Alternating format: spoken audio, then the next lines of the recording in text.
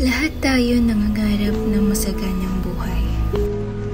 Walang mahirap, walang nagugutom, at may maayos na serbisyong pangkalusugan.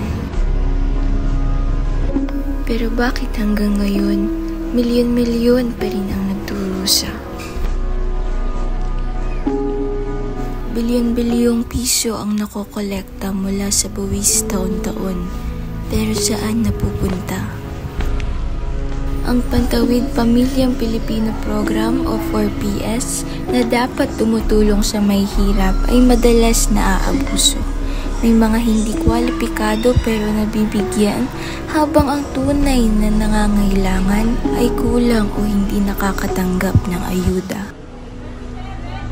Bakit mahal ang pagkain kahit agrikultural na bansa tayo?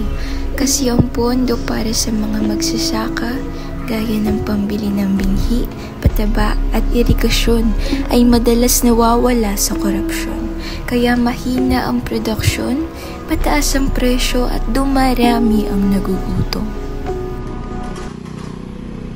Sa pangkalusugan naman, maraming ospital ang walang gamot, kulang sa doktor at hindi sapat ang serbisyo. Sino ang nagdurusa? Tayong mga Pilipino. Wala na bang pag-asa? Mayroon pa. May magagawa pa tayo. Ang tunay na halaga ng korupsyon ay ang mga buhay ng tao, kinabukasan ng bayan at pag-unlad ng bansa ang kapalit. Kaya dapat nating wakasan. Tayo ang susi sa pagbabago. Labanan ang korupsyon para sa kinabukasan ng lahat.